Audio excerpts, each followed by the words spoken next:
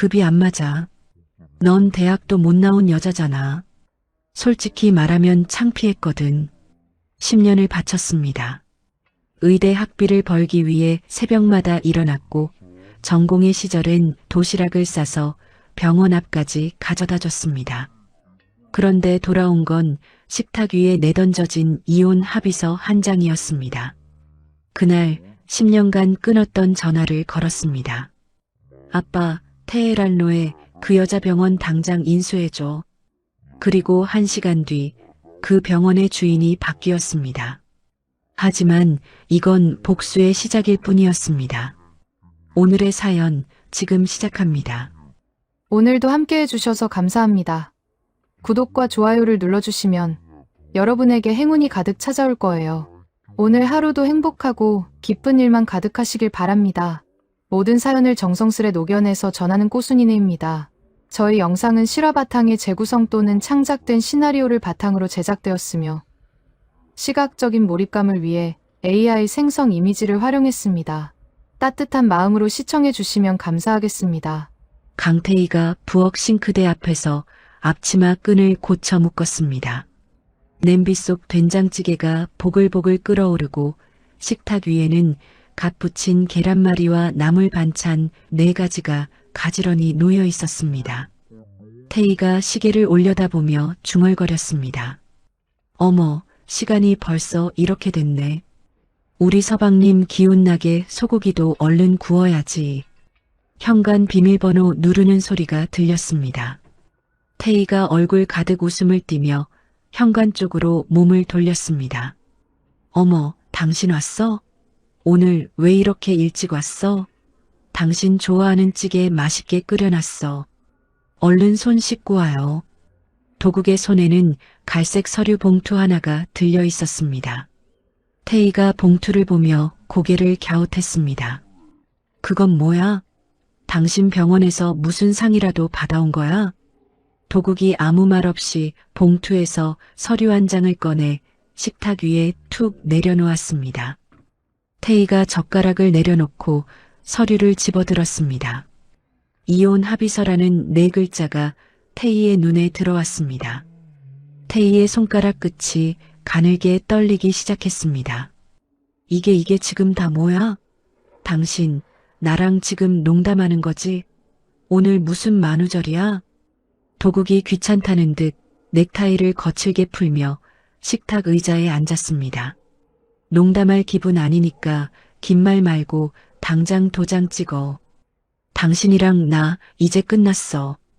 태희가 서류를 들고 도국 앞으로 다가갔습니다. 갑자기 이게 무슨 날벼락 같은 소리야.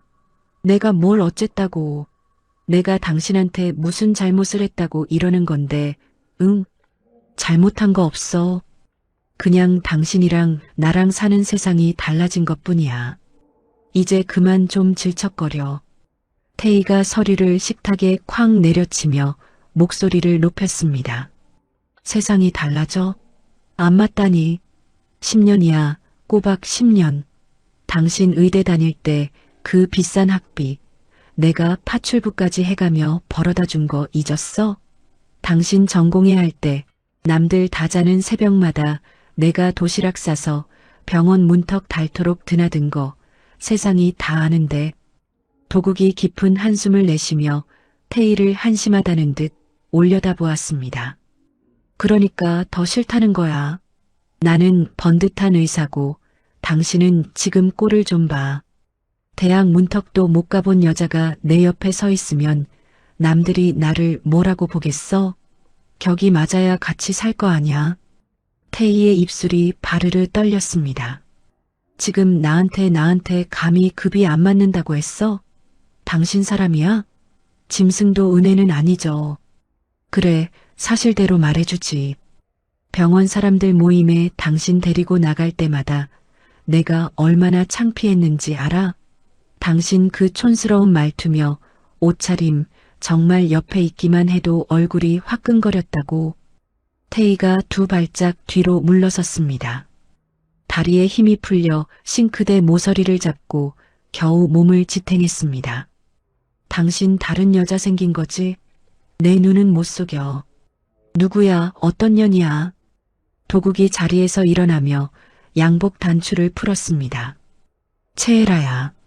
우리 병원 원장님. 돈 많고 예쁘고 똑똑해서 나한테 진짜 어울리는 사람이 누군지 이제야 알겠더라고. 채혜라, 그 여우 같은 여자가 원장이라고? 당신 지금 제정신이야? 그래, 원장님이야. 나는 이제 그분이랑 화려하게 새 출발할 거니까 구질구질하게 굴지 말고 이혼 서류에 도장이나 찍어. 깔끔하게 찢어지자고. 태희가 이를 악물었습니다. 손톱이 손바닥에 파고들어 핏기가 돌았습니다. 서도국, 똑똑히 들어. 나 없었으면 당신은 의사 면허증 근처에도 못 갔어. 하늘이 무섭지도 않아? 도국이 현관으로 향하며 등을 보인 채 차갑게 뱉었습니다. 뒷바라지 해준 건 고마웠어. 근데 이제 유통기한 다 됐으니까 그만해. 현관문이 쾅 닫혔습니다. 태희가 식탁 앞에 주저앉아 이혼 합의서를 두 손으로 움켜쥐었습니다. 차려놓은 밥상 위로 태희의 눈물이 한 방울, 두 방울 떨어졌습니다. 다음 날 아침 태희가 강남 테헤란로의 대형 병원 앞에 섰습니다. 유리문 너머로 넓은 로비가 보였습니다. 태희가 주먹을 꽉 쥐고 병원 안으로 당당히 들어갔습니다. 로비 한복판에서 서도국과 채혜라가 나란히 서 있었습니다. 도국이 채혜라의 어깨에 손을 올리고 있었고 채혜라가 도국의 팔짱을 끼며 환하게 웃고 있었습니다. 태희의 발걸음이 멈췄습니다. 채혜라가 태희를 발견하고 눈을 세모꼴로 가늘게 떴습니다. 어머, 이 아줌마가 그 말로만 듣던 전 부인이야? 아주 구질구질하게 여기까지 찾아왔네. 도국이 태희를 보고 얼굴을 확 찌푸렸습니다. 당신 미쳤어? 여기가 어디라고 와. 집구석에 처박혀 있으라고 했잖아. 태희가 채혜라를 똑바로 노려보았습니다. 당신이 채혜라야? 남의 남편 꼬드겨서 가정 파탄 내놓고 당신이 그러고도 사람이야? 하늘이 두렵지도 않아? 채혜라가 코웃음을 치더니 손가락으로 보안 요원 2명을 가리키며 턱짓을 했습니다. 이 아줌마 당장 끌어내. 우리 병원 물 흐리잖아. 보안 요원들이 태희의 양팔을 거칠게 잡았습니다. 태희가 몸을 비틀며 소리쳤습니다. 이거 내 발로 온 내 남편 병원이야.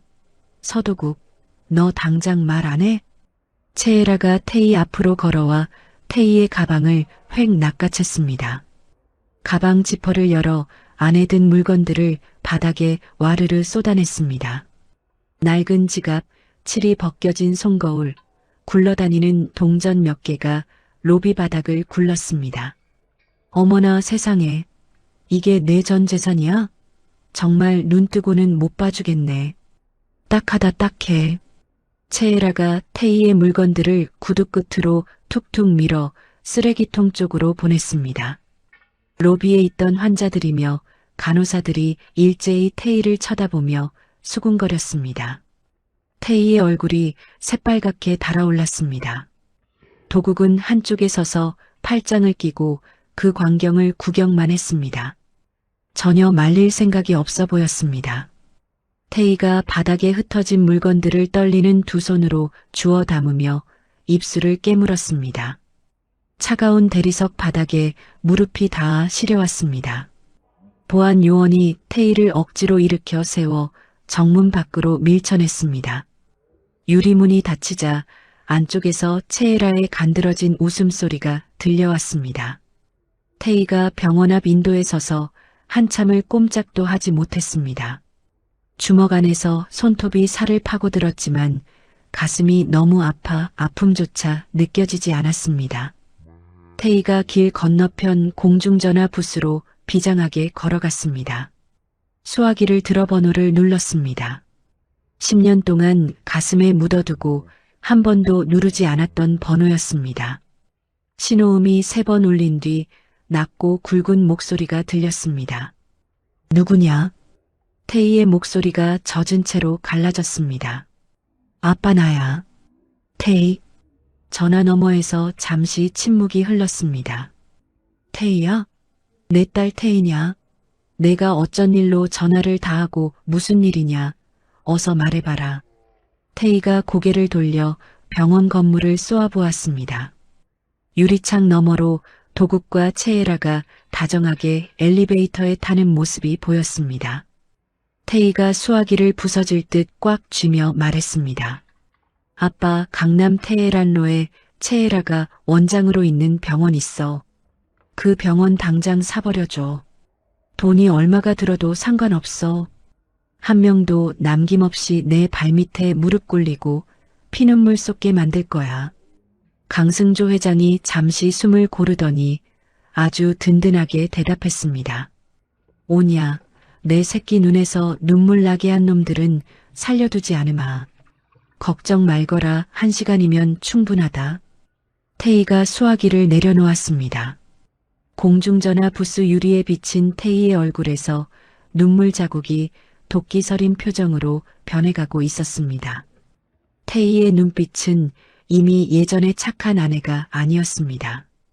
강승조 회장의 비서실장 최 실장이 검은색 대형 승용차 뒷문을 정중히 열었습니다. 태희가 차에 올라타자 최 실장이 묵직한 가죽 서류 가방 하나를 건넸습니다. 이사장님, 여기 병원 등기부등본입니다. 소유주 이름 강태의 석자로 깔끔하게 변경 완료됐습니다. 태희가 서류를 펼쳐 천천히 확인했습니다. 소유주란에 선명하게 찍힌 강태희라는 세 글자. 태희가 서류를 덮으며 서늘하게 입꼬리를 올렸습니다. 최 실장, 병원 가기 전에 백화점부터 들러요. 전쟁터에 나가는데 갑옷부터 갈아입어야지. 2시간 뒤 태희가 최고급 검은색 정장에 번쩍이는 구두를 신고 병원 정문 앞에 섰습니다. 아침에 머리채 잡혀 쫓겨났던 바로 그 자리였습니다. 태희의 뒤에는 체격 좋은 경호원 4명과 안경 쓴 변호사 2명이 호위무사처럼 버티고 섰습니다. 태희가 당당히 정문을 밀고 들어서자 아까 그 보안 요원 둘이 앞을 턱 가로막았습니다. 아니, 이 아줌마가 또 왔네. 원장님 지시 안 들려요? 여긴 출입 금지라고요. 태희가 털끝 하나 까딱 않고 보안 요원을 차갑게 올려다보며 말했습니다. 지금부터 이 병원 주인은 나야.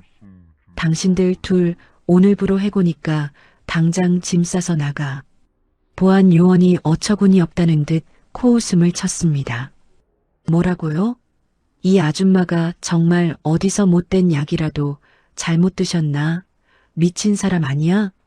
최 실장이 서슬 퍼렇게 앞으로 나서며 서류 한 장을 요원 코앞에 들이밀었습니다.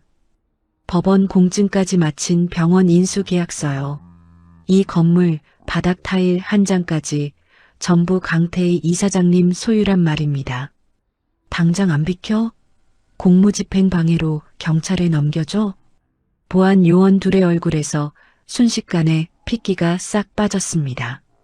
태희는 대답도 듣지 않고 그들을 지나쳐 로비 한복판으로 성큼성큼 걸어 들어갔습니다. 그때 엘리베이터 문이 열리며 채애라가 흰 가운을 휘날리며 나타났습니다. 그 옆에는 서도국이 꼭 붙어 서 있었습니다. 채애라가 태희를 보더니 눈살을 찌푸리며 앙칼지게 쏘아붙였습니다. 아니, 보안 요원들 뭐 하는 거야? 저 미친 아줌마 또 들어온 거 안 보여? 태희가 채애라 코앞에서 발걸음을 멈추고 서류를 보란 듯이 들어 보였습니다. 눈 크게 뜨고 잘 읽어봐. 이 병원 1시간 전부터 내 거야. 내가 당신 상전이라고. 옆에 있던 도국이 서류를 가로채 읽더니 얼굴이 종이장처럼 하얗게 질렸습니다. 이게 말이 돼? 태희, 너 이 어마어마한 병원을 인수했다고? 그 돈이 다 어디서 나서?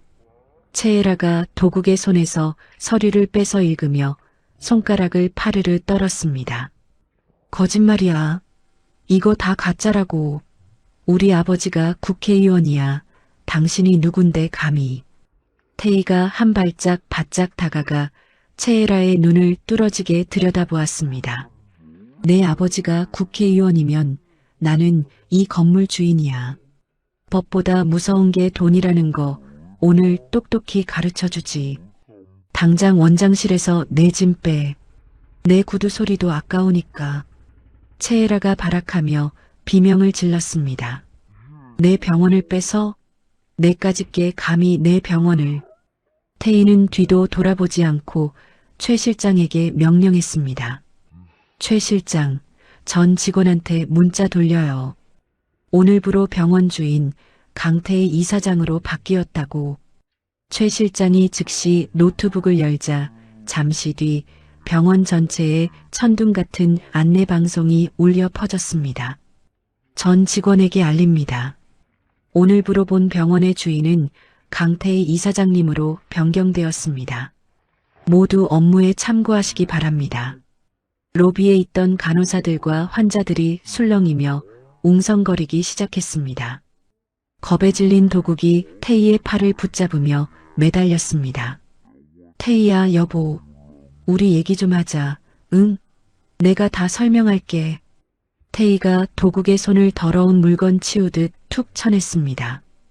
어디서 여보 소리야. 입을 확 찢어버릴까 보다. 나한테 손대지 마. 너는 이제 내 밑에서 일하는 머슴이니까. 태희가 가방에서 종이 2장을 꺼내 하나는 도국 앞에, 하나는 채에라 앞에 내던졌습니다. 서도국, 너는 오늘부터 이 병원 계약직 의사야. 진료는 꿈도 꾸지 마. 내가 시키는 잡일만 하면 되니까. 도국이 종이를 읽더니 손을 덜덜 떨었습니다. 이런 노예 계약서가 어딨어. 내가 왜 이런 굴욕을 당해야 돼. 하기 싫어? 그럼 당신이 술 취해서 나한테 고백한 그 의료사고 지금 바로 경찰에 신고해 줄까? 사람 죽이고 뻔뻔하게 의사가운 입고 있는 거 내가 오늘 끝내줄게. 도국의 얼굴에서 피가 싹 빠지며 입술이 바들바들 떨렸습니다. 아무 대답도 못한 채 고개를 푹 숙일 뿐이었습니다. 태희가 이번엔 채에라를 서늘하게 돌아보았습니다. 채에라, 너는 오늘부로 원장 해임이야. 당장 그 가운 벗고 로비 안내 데스크로 내려가. 유니폼 꽉 끼게 입고 하루 종일 서 있어. 채에라가 종이를 바닥에 팽개치며 소리쳤습니다. 미쳤어. 내가 안내 데스크에서 허리를 굽히라고? 나 채에라야. 태희가 채에라의 귀에 대고 뱀처럼 낮고 소름 끼치는 목소리로 속삭였습니다. 내가 뒤로 빼돌린 비자금이랑 약물 장부 내가 다 쥐고 있어. 조용히 시키는 대로 해. 아니면 너 감옥 가서 죄수복 입게 될 테니까. 채에라의 눈이 튀어나올 듯 커졌습니다. 입을 벙긋거리다 결국 풀썩 주저앉았습니다. 도국은 벽에 등을 기대고 스르르 미끄러져 내려앉더니 떨리는 손으로 계약서에 자기 이름을 적었습니다. 태희가 그런 도국을 내려다보며 혀를 찼습니다. 잘 생각했어. 내일부터 매일 아침 내 방으로 와. 당신이 할 일이 아주 산더미니까. 태희는 고개를 빳빳이 들고 꼭대기층 이사장실로 올라갔습니다. 통유리 너머로 강남 빌딩 숲이 발 아래로 보였습니다. 태희가 이사장 의자에 깊숙이 앉아 책상 위 액자를 집어들었습니다. 채에라가 여우처럼 웃고 있는 사진이었습니다. 태희가 액자를 통째로 쓰레기통에 쳐박고 전화기를 들었습니다. 아빠, 병원 선물 고마워. 나 아주 잘 받았어. 강승조 회장의 호탕한 목소리가 들려왔습니다. 태희야, 더 필요한 거 없냐? 그놈들 숨통을 더 조여줄까? 경호원들이나 더 보내줘. 앞으로 이 병원에서 재미있는 구경거리가 아주 많이 생길 거거든. 다음 날 아침 도국이 죄인처럼 이사장실 문 앞에 서 있었습니다. 들어와. 도국이 문을 열고 들어가자 태희가 거만한 자세로 의자에 앉아 서류를 보고 있었습니다. 태희의 구두 한 켤레가 바닥에 툭 놓여 있었습니다. 닦아. 도국이 자기 전처의 구두를 내려다보았습니다. 주먹을 꽉 쥐었다가 힘없이 풀었습니다. 결국 도국은 무릎을 꿇고 구두를 집어들었습니다. 매일 아침 9시 정각이야. 1초라도 늦으면 내 인생 종치는 줄 알아. 도국이 이를 악물고 구두를 닦았습니다. 손등에 힘줄이 불끈 솟았지만 아무 소리도 못했습니다. 같은 시각 로비에서는 채에라가 몸에 딱 붙는 안내 데스크 유니폼을 입고 서 있었습니다. 가슴팍엔 안내 채에라라는 이름표가 달려 있었습니다. 전에 채에라 밑에서 쩔쩔매던 간호사들이 지나가다 멈춰 섰습니다. 어머머, 이게 누구야? 우리 원장님이 왜 저기서 전화를 받고 계셔? 세상에 해가 서쪽에서 떴네. 채에라의 얼굴이 대추빛처럼 새빨갛게 달아올랐습니다. 간호사들이 낄낄거리며 손가락질을 하자 채에라는 두 주먹을 불끈 쥐고 이를 갈았습니다. 강태희, 이 독한 년 내가 반드시 내 가슴에 대못을 박아줄 거야. 태희는 이사장실 모니터로 로비에서 고개를 푹 숙인 채에라를 내려다보며 혼잣말을 했습니다. 이건 시작도 안 했어. 당신들이 흘릴 피눈물은 이제부터니까. 일주일이 눈 깜짝할 사이에 지났습니다. 태희가 이사장실 소파에 깊숙이 앉아 두툼한 서류 뭉치를 넘기고 있었습니다. 그때 최 실장이 노크를 하고 비장한 표정으로 들어왔습니다. 이사장님, 서도국 전 원장이 예전에 수술하다 환자 숨지게 한 사건, 드디어 꼬리가 잡혔습니다. 태희가 보던 서류를 탁 내려놓으며 눈을 빛냈습니다. 어디 한번 말해봐요. 그 인간들이 어떻게 사람 목숨을 파리 목숨 취급했는지 부검의를 매수했더군요. 채에라가 뒤에서 손을 써서 멀쩡한 소견서를 조작했습니다. 여기 원본이랑 조작된 거 둘 다 가져왔습니다. 태희가 두 장의 서류를 나란히 놓고 비교했습니다. 태희의 매서운 눈이 가늘어졌습니다. 멀쩡한 사람이 수술대에서 죽어나갔는데 소견서에는 자연사라고 적어놨네. 채에라, 이 여우 같은 게 남편 허물을 이렇게 덮어준 거군요. 천벌을 받을 것들. 그게 다가 아닙니다. 서도국과 채에라가 가짜 진단서 떼주고 뒷돈 챙긴 장부랑 마약 같은 약물을 불법으로 팔아치운 기록까지 싹 털어왔습니다. 출장 주사까지 다니며 돈독이 올랐더군요. 태희가 화면을 천천히 넘기며 읽어나갔습니다.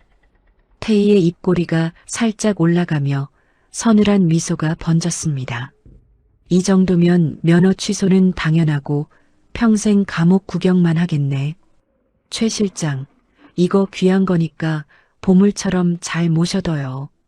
아직은 터뜨릴 때가 아니야. 언제 쓰실 계획입니까? 태희가 창밖의 테헤란로를 매섭게 바라보며 대답했습니다.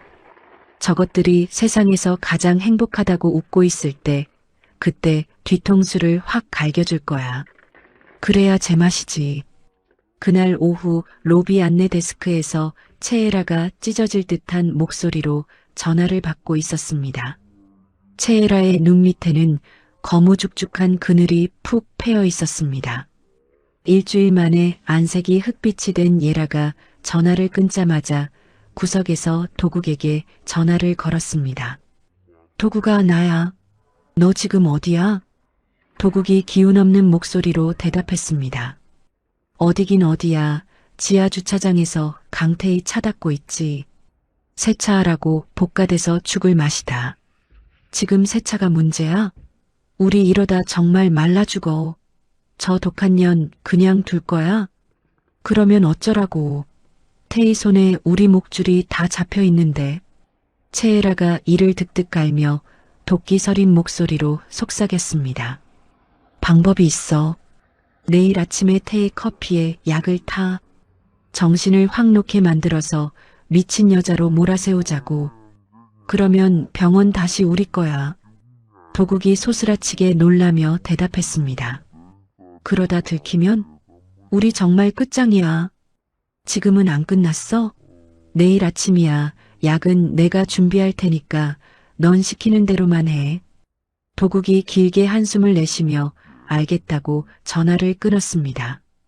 세차 호스를 든 도국의 손이 사시나무 떨듯 떨렸습니다. 도국은 지하 주차장 구석에서 한참을 고민하다가 결국 다시 전화기를 꺼내 어딘가로 번호를 눌렀습니다. 이사장님, 저 서도국입니다. 드릴 말씀이 있습니다. 30분 뒤 이사장실에서 태희가 도국의 자백을 듣고 있었습니다. 뭐? 채혜라가 내 커피에 약을 타라고 시켰다고? 도국이 무릎을 굽석거리며 죽을 죄를 지은 듯 대답했습니다. 네, 이사장님. 내일 아침에 꼭 넣으라고 저는 무서워서 도저히 못하겠기에 고백하는 겁니다. 저는 정말 예라 편이 아닙니다. 태희가 도국을 벌레 보듯 내려다보았습니다. 좋아, 서도국. 내일 채혜라가 준 약 그대로 가져와서 내 앞에서 타는 척만 해. 내가 시키는 대로 하면 이번 한 번은 살려줄게. 다음 날 아침 도국이 벌벌 떨며 커피잔을 들고 이사장실로 들어왔습니다. 태희가 커피를 받아 마시는 흉내를 내더니 도국이 보는 앞에서 커피를 쓰레기통에 콸콸 부었습니다.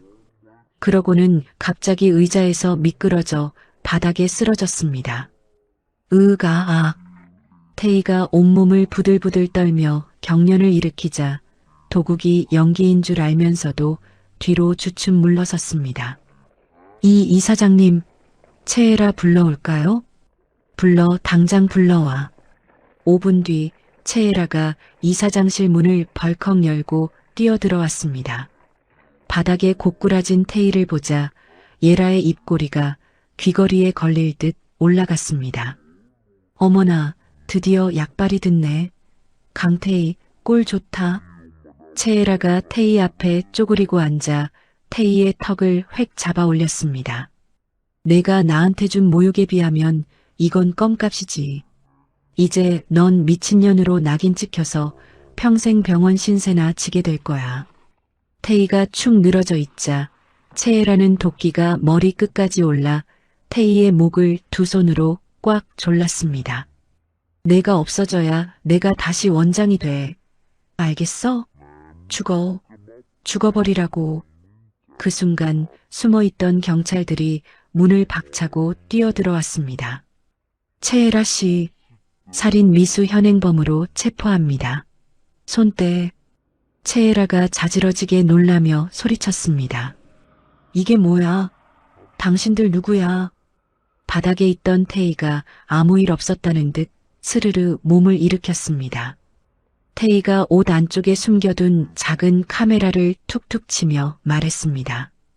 채혜라, 내가 내 목 조르는 거 아주 선명하게 잘 찍혔네. 이게 내 무덤이 될 거야. 채혜라의 얼굴이 순식간에 시퍼렇게 질렸습니다. 그때 이사장실 문이 다시 열리며 검은 양복을 입은 남자들이 들이닥쳤습니다. 특수수사관입니다. 강태혜 씨, 당신을 살인 미수 및 마약 투약 혐의로 긴급 체포합니다. 태희가 눈을 동그랗게 떴습니다. 뭐라고요? 지금 무슨 소리를 하는 거예요? 국회의원체 의원님의 정식 고발이 있었습니다. 수갑 채워. 채혜라가 그제야 정신을 차리고 깔깔대며 웃음을 터뜨렸습니다. 강태희, 우리 아빠를 우습게 보지 말았어야지. 내가 아무리 날고 기어봐라. 국회의원 손바닥 아니지. 태희가 수갑이 채워진 채 끌려나가면서도 복도에 서 있던 최 실장과 짧게 눈빛을 주고받았습니다. 태희가 고개를 까딱하자 최 실장이 즉시 어딘가로 전화를 걸었습니다. 회장님, 저쪽에서 먼저 패를 던졌습니다. 시작하시죠. 전화기 너머 강승조 회장의 호통 소리가 들렸습니다. 감히 내 딸 손목에 쇠고랑을 채워? 최 의원 그 인간, 오늘부로 돈줄 다 끊어버려. 쥐구멍 하나 못 찾게 말려버려라. 태희가 경찰차에 실려가는 동안 병원에서는 채혜라가 신이 나서 이사장 의자에 다리를 꼬고 앉았습니다. 강태희, 내가 감히 누굴 건드려? 이제 여기가 다시 내 자리다. 그때 최애라의 전화가 울렸습니다. 최 의원이었습니다. 아빠, 다 됐어. 강태희 유치장 보냈어. 하지만 전화기 너머 최 의원의 목소리는 사시나무 떨듯 떨리고 있었습니다. 예라야, 큰일 났다. 내 계좌가 싹 다 막혔어. 강승조 그 영감이 내 선거 자금줄까지 다 동결시켰단 말이다. 최애라의 얼굴에서 웃음기가 싹 가셨습니다. 뭐라고? 아빠, 그게 무슨 소리야? 당장 병원 금고에 돈 얼마나 있는지 확인해봐. 내 뒷감당할 돈이 하나도 없단 말이야. 최애라가 급히 컴퓨터를 켜서 병원 계좌를 확인했습니다. 잔액란에 0원이라는 숫자가 선명하게 떠 있었습니다. 최애라가 비명을 지르며 책상을 내리쳤습니다. 한편 유치장 차가운 바닥에 앉아있던 태희는 천장을 보며 조용히 중얼거렸습니다. 최 의원, 국회의원 배지가 만능인 줄 알았나 본데 너무 일찍 패를 깠어. 이제 당신 차례야.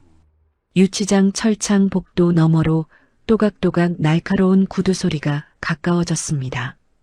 최애라가 면회실 유리 앞에 딱 버티고 서서 죄수복을 입은 태희를 비웃으며 내려다보았습니다. 어때, 강태희? 거기 바닥 참 차갑고 딱딱하지? 뼈마디가 쑤셔서 잠이나 제대로 오겠어? 태희가 천천히 자리에서 일어나 유리 앞으로 다가갔습니다. 얼굴 하나 변하지 않은 태희가 나지막이 대답했습니다.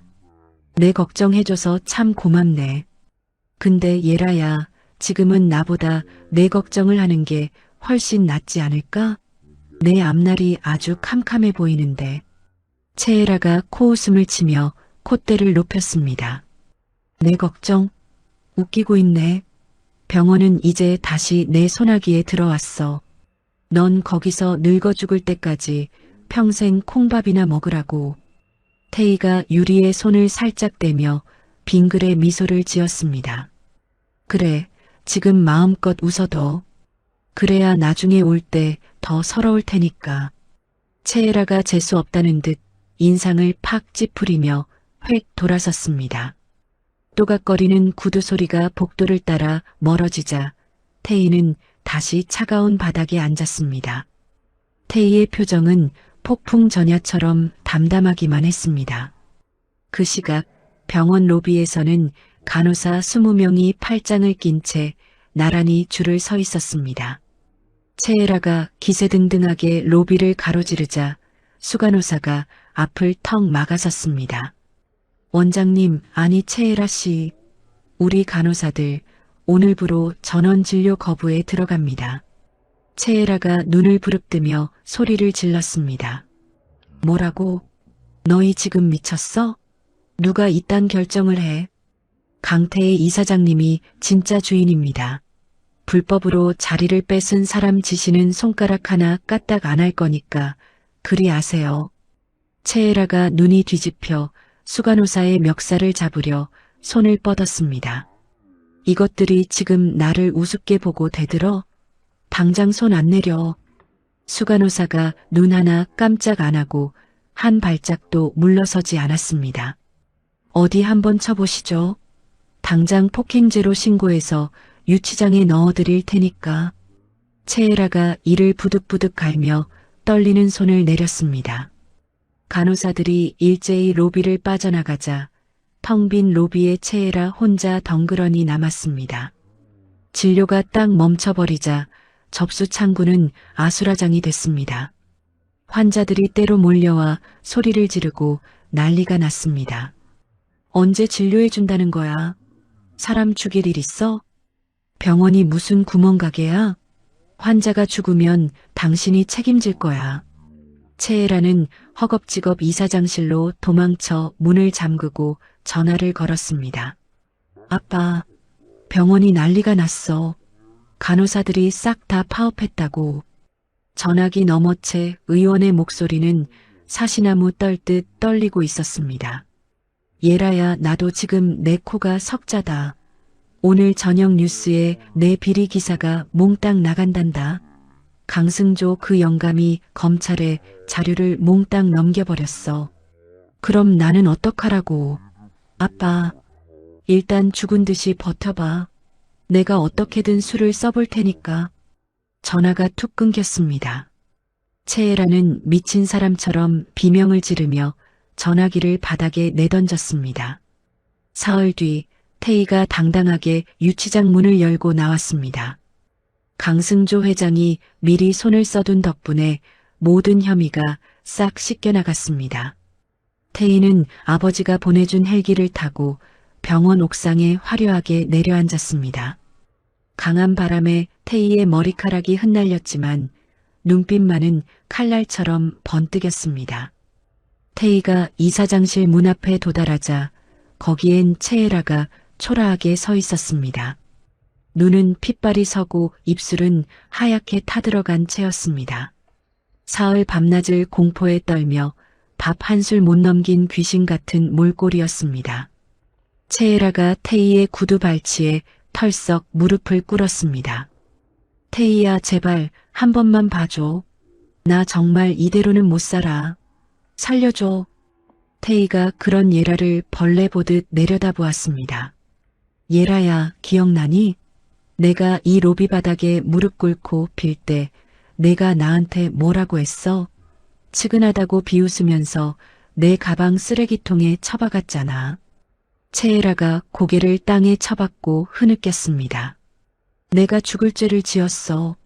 미안해. 다 인정할게. 이미 늦었어. 용서는 하늘에 가서나 빌어. 태희는 차갑게 예라를 지나쳐 이사장실로 쏙 들어갔습니다. 문이 쾅 닫히자 채애라는 복도 바닥에 이마를 찌우며 주먹으로 대리석을 내리쳤습니다. 태희가 이사장 의자에 앉자마자 최 실장이 보고를 올렸습니다. 이사장님, 그 사이에 서도국이가 채애라한테 붙었다가 이사장님 돌아오시니 또 꼬리를 살살 흔듭니다. 채애라가 숨겨둔 약물 창고 열쇠 위치를 제보해 왔습니다. 열쇠는 찾았어요? 네, 찾았습니다. 비밀 금고 안에서 고위층들한테 약 팔아먹은 장부까지 몽땅 털어왔습니다. 나라 안에 잘나가는 양반들 이름이 아주 빼곡합니다. 태희가 장부를 한 장 한 장 넘기며 서늘하게 웃었습니다. 이 귀한 걸 채애라가 잘도 모아놨네. 최 실장, 이것도 아직은 때가 아니에요. 우리 금고에 잘 모셔둬요. 최 실장이 나가려는데 태희가 다시 불렀습니다. 최 실장, 한 가지 더. 서도국이랑 채애라 결혼식 날짜 잡아둔 거 있지? 네, 다음 달 28일로 예약되어 있습니다. 그날 절대로 취소하지 마. 그대로 진행해. 최 실장이 깜짝 놀라 고개를 갸웃했습니다. 아니, 그날 결혼식을 그대로 하라고요? 태희가 창밖의 노을을 바라보며 나직이 말했습니다. 세상에서 가장 행복해야 할 날을 세상에서 가장 비참한 날로 만들어줘야지. 그래야 복수지. 그날 저녁 태희는 병원 지하 창고로 내려갔습니다. 거기엔 도국이 쥐 죽은 듯 쪼그리고 앉아 있었습니다. 살겠다고 태희와 채애라 사이를 왔다 갔다 하던 도국은 태희가 나타나자 넙죽절부터 했습니다. 이사장님, 저는 정말 끝까지 이사장님 편인 거 아시죠? 절대로 의심하지 마십시오. 너 같은 바람개비를 어떻게 믿니? 살겠다고 이리 붙었다 저리 붙었다 하는 놈을 살려고 그랬습니다. 저한테는 정말 이사장님밖에 없습니다. 태희가 도국 앞에 종이 한 장과 펜을 내밀었습니다. 정말 살고 싶으면 여기 다 적어. 채애라가 의료사고 덮은 거, 약물 팔아먹은 거, 진단서 가짜로 꾸민 거, 내가 아는 거 하나도 빼놓지 말고 싹 다. 도국이 손을 벌벌 떨며 망설였습니다.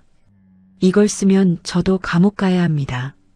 안 쓰면 내가 지금 당장 경찰 불러서 너부터 쳐넣을 거야. 어떡할래? 도국이 눈을 질끈 감고는 바닥에 주저앉아 글을 적기 시작했습니다.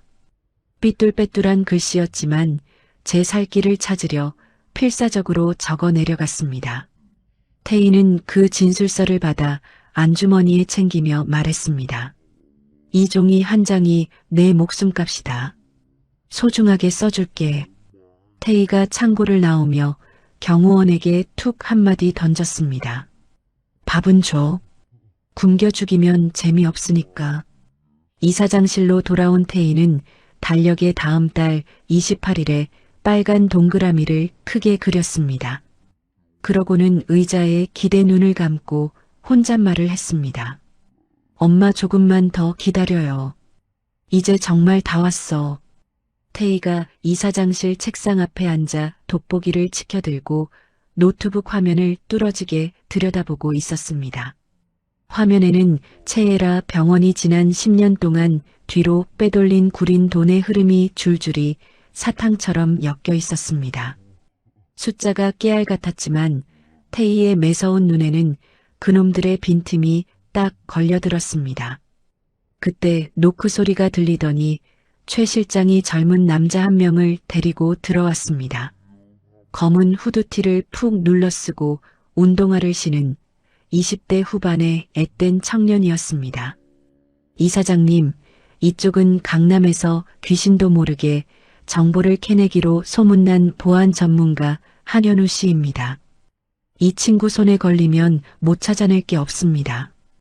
현우가 깍듯하게 고개를 숙였습니다. 한현우입니다. 맡겨만 주십시오. 땅속에 파묻은 자료도 다 파내드립니다. 태희가 현우를 위아래로 찬찬히 훑어보았습니다. 젊은 양반이 자신감이 아주 하늘을 찌르네. 좋아, 실력 한번 보자고. 서도국이랑 채에라 그 인간들이 겁나서 지워버린 자료들 있지? 핸드폰이고 컴퓨터고 싹 다 뒤져서 다시 살려내봐요. 현우가 메고 온 가방에서 최신형 노트북을 꺼내며 자신만만하게 대답했습니다. 지웠다고 사라지는 게 아닙니다. 꼬리가 길면 밟히는 법이죠. 흔적만 있으면 제가 다 끄집어내겠습니다. 얼마나 걸리겠어? 이틀이면 뒤집어 쓰고도 남습니다. 태희가 만족스러운 듯 고개를 끄덕였습니다. 이틀 뒤 현우가 다시 이사장실을 찾았습니다. 현우의 손에는 널찍한 태블릿 화면이 들려 있었습니다. 현우가 그것을 태희 앞에 내려놓으며 비장하게 말했습니다. 이사장님, 자료를 복구하다 보니 아주 천인공노할 게 나왔습니다. 사람 탈을 쓰고 이럴 수는 없는 건데 말입니다. 대체 그게 뭔데 그래요? 서도국이가 예전에 이사장님 몰래 거액의 사망보험을 들어놨더군요. 그런데 더 기가 막힌 건 이사장님이 돌아가시면 그 돈을 가져가는 수익자가 바로 채에라로 되어 있었습니다. 태희가 화면을 받아든 손을 바르르 떨었습니다. 보험 서류에 서도국의 지저분한 글씨가 찍혀 있었고 수익자란에는 채에라 석자가 선명하게 적혀 있었습니다. 태희의 숨소리가 거칠어졌습니다. 나를 죽여서 그 보험금을 타다가 채에라랑 둘이 떵떵거리며 살려고 했다는 거야? 그렇습니다. 이사장님 목숨줄을 놓고 둘이서 돈 잔치를 벌일 계획이었던 거죠. 태희가 천천히 태블릿을 내려놓았습니다. 태희의 턱 근육이 파르르 떨리며 얼굴이 석고상처럼 굳어졌습니다. 나를 사람으로 본 게 아니라 동뭉치로 본 거네. 둘이서 짝짝꿍이 돼서. 현우가 고개를 끄덕이며 말을 보탰습니다. 그뿐만이 아닙니다. 채에라가 돈 많은 집 자식들한테 몰래 약 팔아먹던 비밀 채팅방 기록도 다 찾아냈습니다. 누가 사고 팔았는지 장부가 아주 빼곡합니다. 태희가 의자 등받이에 몸을 기댄 채 눈을 감았습니다. 한참 뒤 눈을 뜬 태희의 눈동자엔 서슬 퍼런 도끼가 서려 있었습니다. 현우 씨, 정말 큰일 했어. 이 자료들 아무도 모르게 금고 깊숙이 가둬둬요. 아직은 터뜨릴 때가 아니니까. 현우가 나가자마자 태희는 내선 전화를 낚아채듯 들었습니다. 서도국, 당장 내 방으로 끌고 와. 잠시 뒤 도국이 죄인처럼 고개를 푹 숙이고 들어왔습니다. 도국의 옷에선 독한 락스 냄새가 진동했습니다. 오전 내내 화장실 바닥을 기며 청소를 한 모양이었습니다. 태희가 태블릿을 도국의 코앞으로 획 밀어 던졌습니다. 이거 봐. 내가 저지른 짓이야.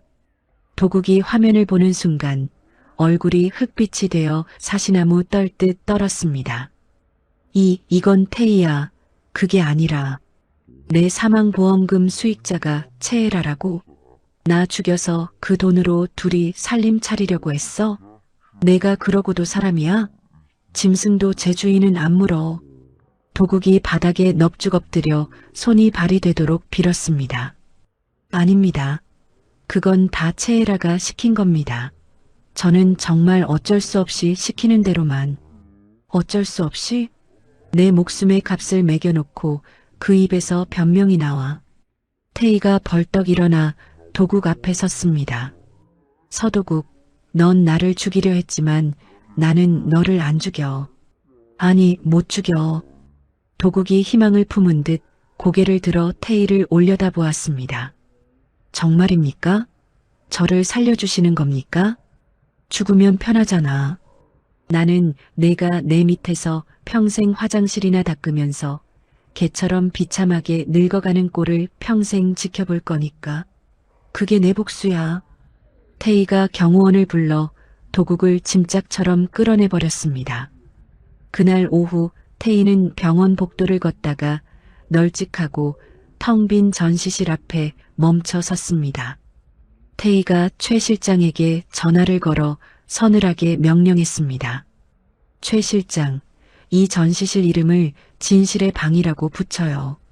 그리고 서도국이랑 채혜라가 저지른 온갖 더러운 서류랑 사진들 여기다 싹 다 전시해버려요. 환자들이고 보호자들이고 다 보게.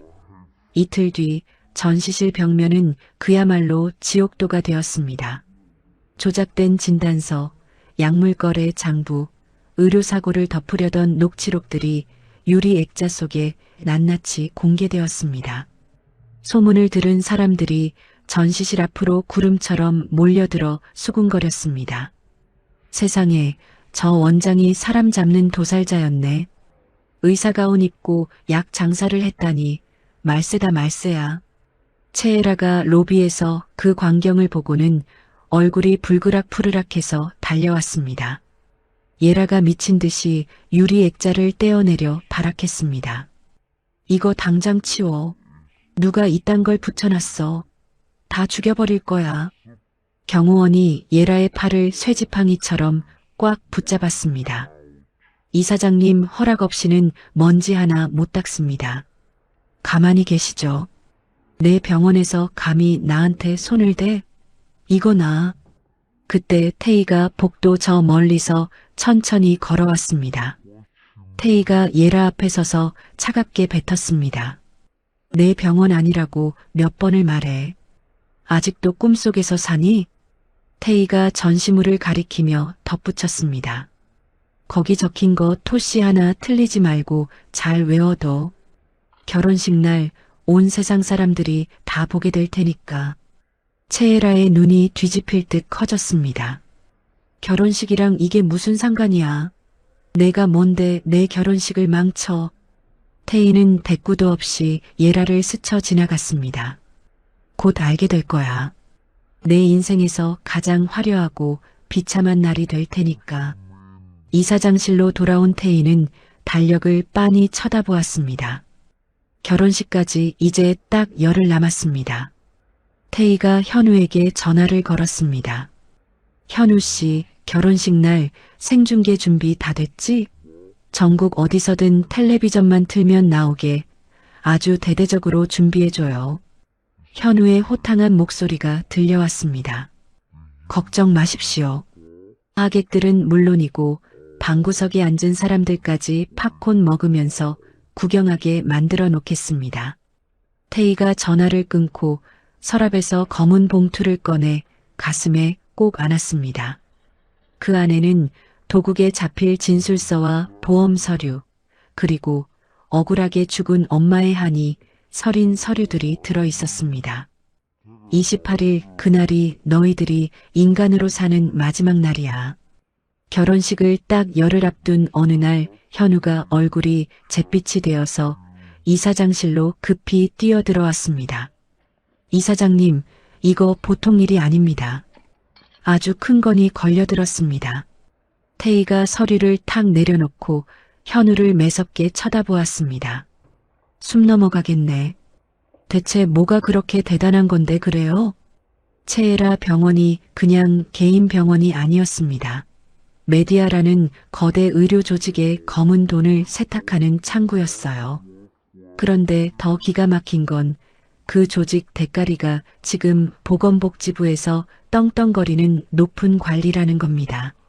나라 녹을 먹는 보건복지부 관리가 그 뒤에 있었다고? 네. 그 양반이 채 의원한테 뒷돈 대주는 큰손이기도 합니다. 채에라 병원을 구멍가게처럼 부리면서 수백억 원을 빼돌려 왔더라고요.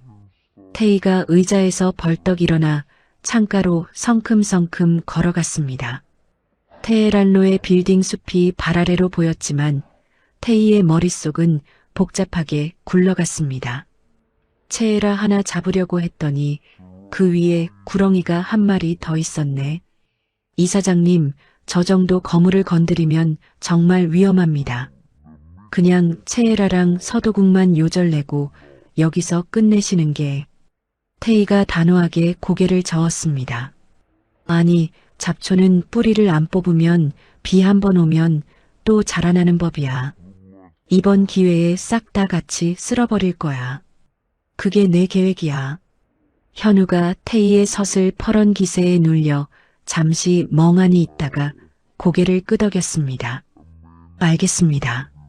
그럼 그 높은 양반까지 끌어내리려면 빼도 박도 못할 증거가 더 있어야 합니다. 뭐가 더 필요한데? 병원 지하에 비밀 실험실이 있다는 냄새를 맡았습니다. 거기서 불쌍한 환자들 데려다가 허가도 안 난 독한 약물을 시험했다는 정황이 있어요. 그 실험실만 찾아내면 나라님도 그놈을 못 지켜줍니다. 태희가 책상으로 돌아와 자석에 이끌리듯 내선 전화를 낚아챘습니다. 서도국, 당장 내 방으로 튀어와. 10분 뒤 도국이 사색이 되어 들어왔습니다. 손가락 끝은 독한 세제물에 불어 터져 껍질이 허옇게 벗겨져 있었습니다. 태희가 도국을 쳐다보지도 않고 얼음장 같은 목소리로 물었습니다. 병원 지하에 비밀 실험실 있지? 너도 거기 드나들었잖아. 도국의 어깨가 단번에 움찔하며 사시나무 떨듯 떨었습니다. 그걸 어떻게 하셨습니까? 묻는 말에 대답이나 해. 있어, 없어? 있습니다. 지하 3층 보일러실 뒤쪽에 숨겨진 문이 하나 있습니다. 태희가 그제야 도국을 쏘아보았습니다. 거기서 대체 무슨 짓들을 한 거야? 도국이 죄인처럼 고개를 푹 떨구며 기어들어가는 소리로 고백했습니다. 채에라가 시키는 대로 했습니다.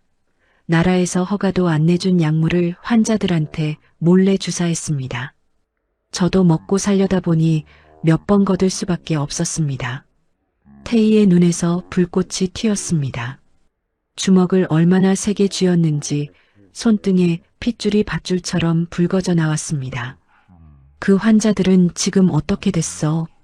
부작용이 심해서 몸이 망가진 사람들은 다른 병원으로 빼돌렸습니다. 기록은 채에라가 싹 다 지우라고 해서 흔적도 안 남겼습니다. 천벌을 받을 인간들 같으니라고. 내 놈 기억 속에 있는 환자들 명단 지금 당장 종이에 다 적어. 한 명이라도 빼먹으면 내 놈 목부터 칠 줄 알아. 다음 날 새벽 태희는 덩치 큰 경호원들과 현우를 데리고 쥐 죽은 듯 고요한 지하 3층으로 내려갔습니다. 퀴퀴한 곰팡이 냄새가 나는 보일러실 뒤쪽 벽에 낡은 철문이 숨겨져 있었습니다. 현우가 기계를 이용해 잠금 장치를 찰칵 해제하자 묵직한 문이 열렸습니다. 안쪽에는 눈부신 흰 조명 아래 침대 6개와 무시무시한 실험 기구들이 늘어서 있었습니다. 선별된 약병들이 벽면에 빼곡했고 책상 위에는 서류 뭉치가 산더미처럼 쌓여 있었습니다. 태희가 떨리는 손으로 서류를 집어들었습니다.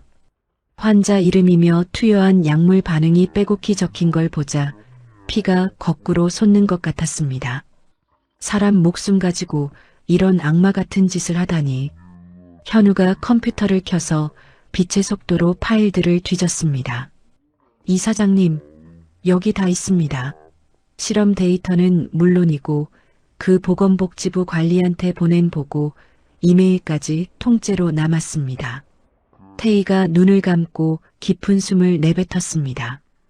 한 글자도 빠짐없이 싹 다 복사해. 증거물 하나도 남기지 말고. 태희는 실험실을 둘러보다가 침대 옆 벽면에 깊게 파인 손톱 자국을 발견했습니다. 얼마나 아프고 무서웠으면 벽을 저렇게 긁었을까 싶어 가슴이 미어지는 것 같았습니다. 태희가 그 벽에 손을 대며 나직이 약속했습니다. 조금만 기다리세요. 내가 다 끝내드릴게요. 억울한 눈물 닦아드릴게요. 자료를 몽땅 확보한 태희가 이사장실로 돌아와 곧장 아버님께 전화를 걸었습니다. 아빠, 나야. 채에라 뒤에 아주 큰 고래가 숨어 있었어. 나라 일 본다는 보건복지부 관리까지 엮여있네. 강승조 회장이 잠시 말을 멈추더니 호통을 쳤습니다. 그놈들까지 건드리겠다고? 태희야, 그건 너무 위험해. 그놈들이 너한테 무슨 짓을 할지 모른다. 아빠가 내 뒤를 든든하게 막아주면 되잖아. 내가 앞에서 폭탄을 터뜨릴 테니까 아빠는 뒤에서 날아오는 화살 좀 막아줘요.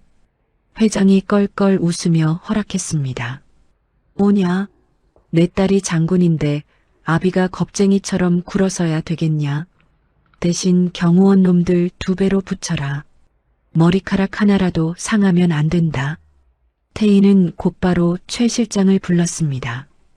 최 실장, 이 서류 가방 챙겨요.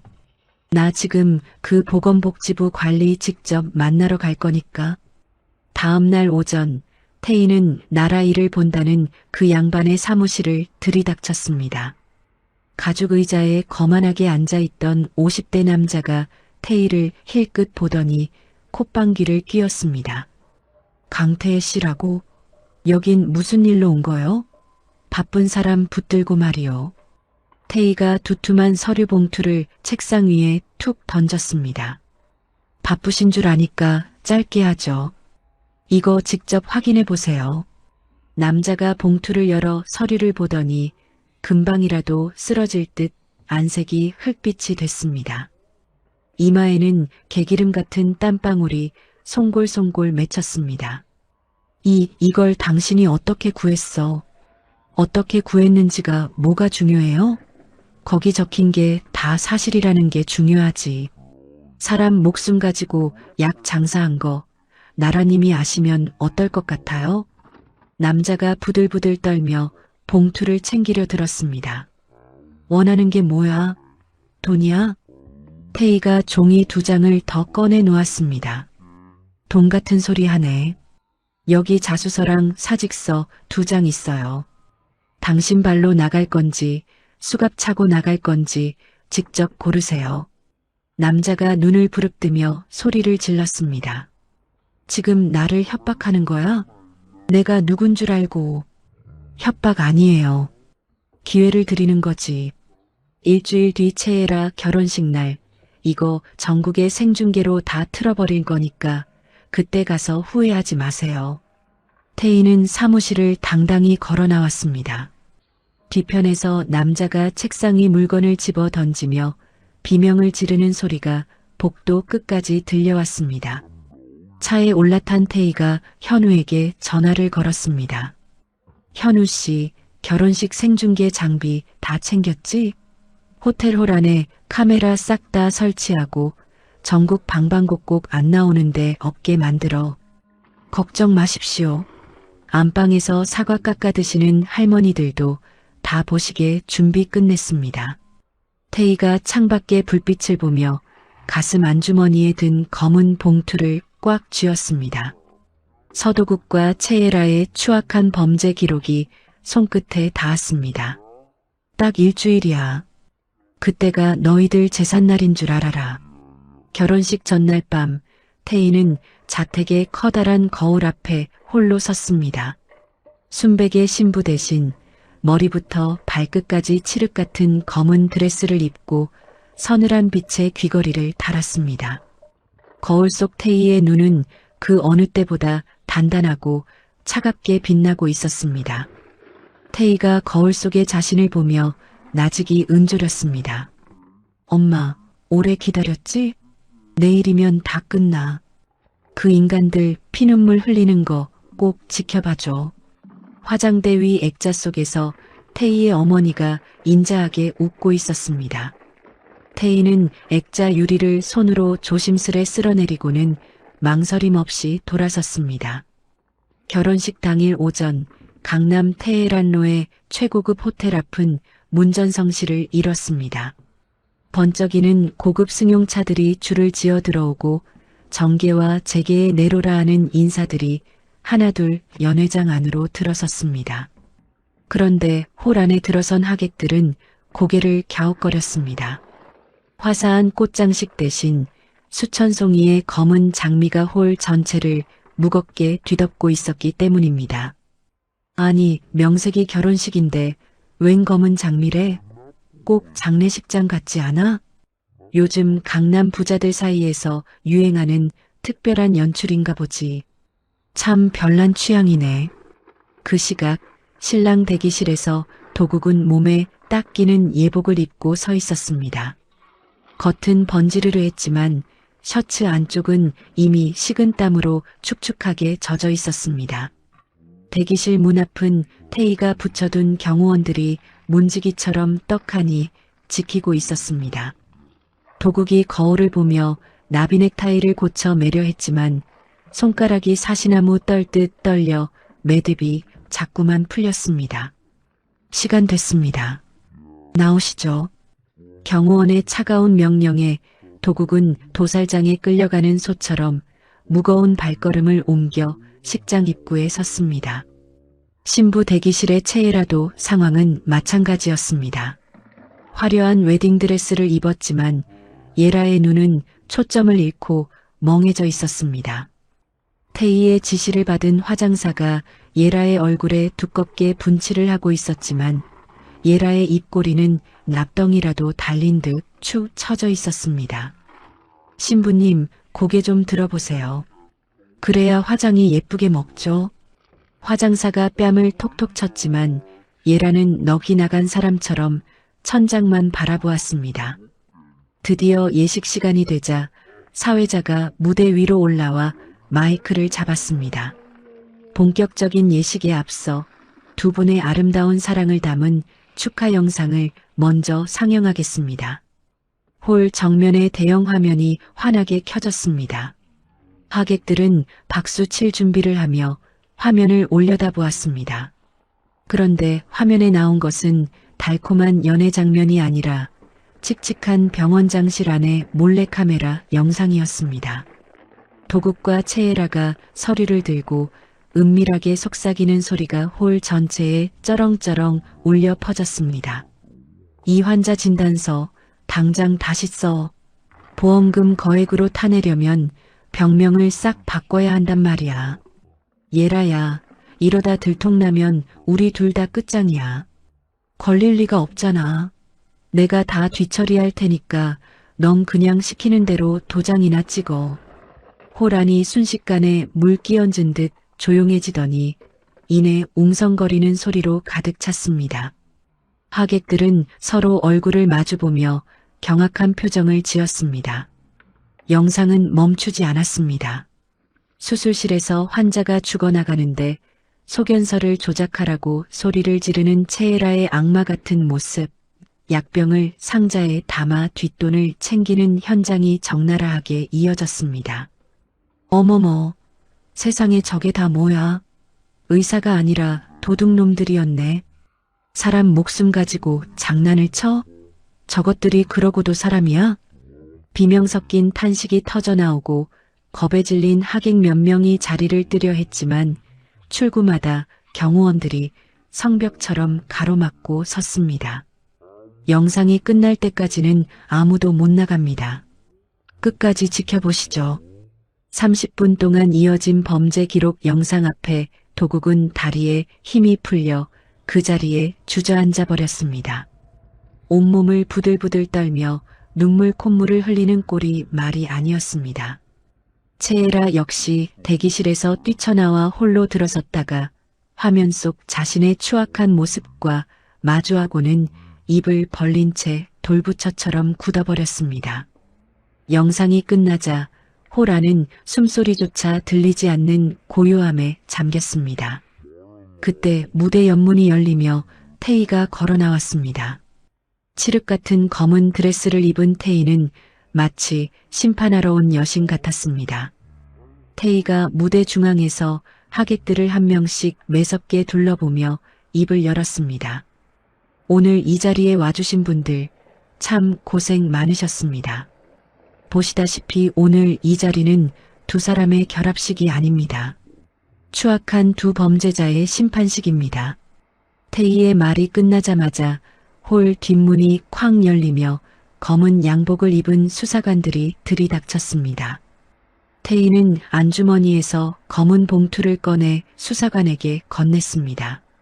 여기 의료사고 은폐 증거, 진단서 조작 기록, 그리고 나라 녹먹으면서 이들과 결탁한 보건복지부 관리의 비리까지 몽땅 들어 있습니다. 한 톨도 남기지 말고 싹 잡아넣으세요. 수사관이 봉투 속 내용을 확인하고 고개를 끄덕였습니다. 수사관이 바닥에 엎드려 울고 있는 도국의 어깨를 거칠게 잡아 일으켰습니다. 서도국 씨, 의료법 위반, 사문서 위조, 마약류 관리법 위반 혐의로 긴급 체포합니다. 수갑 채워. 도국이 넉나간 눈으로 태희를 바라보며 입을 벙긋거렸지만 목소리조차 나오지 않았습니다. 태희가 그런 도국을 내려다보며 차갑게 뱉었습니다. 울지 마. 내까진 놈이 흘릴 눈물은 없어. 채애라는 웨딩드레스를 질질 끌며 태희에게 달려들었습니다. 이 독한 년, 내가 감히 내 인생을 망쳐? 죽여버릴 거야. 예라가 태희의 멱살을 잡으려던 순간 수사관이 예라의 양팔을 뒤로 꺾어 제압했습니다. 채애라 씨, 살인 미수 및 마약류 관리법 위반 혐의로 체포합니다. 예라는 바닥을 뒹굴며 비명을 질렀습니다. 아빠, 아빠 어디 있어? 아빠 살려줘. 그때 구석에서 몰래 빠져나가려던 채 의원 앞을 수사관들이 막아섰습니다. 채 의원님, 뇌물수수 및 범죄 은닉 혐의로 동행해 주셔야겠습니다. 채 의원이 얼굴을 붉히며 고함을 쳤습니다. 이게 무슨 무례한 짓이야. 내가 누군 줄 알고. 태희가 마이크를 대고 식장이 떠나가라 말했습니다. 의원님, 딸 자식이 사람 죽이는 거 알고도 덮어주신 녹취록 지금 여기서 틀어드릴까요? 채 의원의 입이 단번에 조개처럼 닫혔습니다. 얼굴은 잿빛으로 변해 덜덜 떨며 끌려나갔습니다. 바닥을 기며 태희의 발등을 붙잡은 채애라가 울며 불며 빌었습니다. 태희야, 제발. 내가 잘못했어. 한 번만 봐줘. 응? 태희가 그런 예라를 차갑게 내려다보았습니다. 예라야, 기억나니? 내 가방을 쓰레기통에 쳐넣으면서 측은하다고 비웃던 내 얼굴. 그때 내가 느꼈던 피눈물. 이제 내가 평생 흘리면서 살아. 수갑이 채워진 세 사람이 취재진의 카메라 불빛 세례를 받으며 호텔 후문으로 끌려나갔습니다. 태희는 무대에서 내려와 호텔 로비로 나왔습니다. 거기엔 아버지 강승조 회장이 든든하게 서 있었습니다. 태희가 아버지 품으로 달려가 안기자 회장이 큰 팔로 딸을 포근히 감싸 안았습니다. 아빠, 이제 다 끝났어. 정말 다 끝났어. 오냐, 잘했다. 우리 딸 정말 고생 많았다. 이제 내 세상이다. 태희는 아버지 품에서 얼굴을 들었습니다.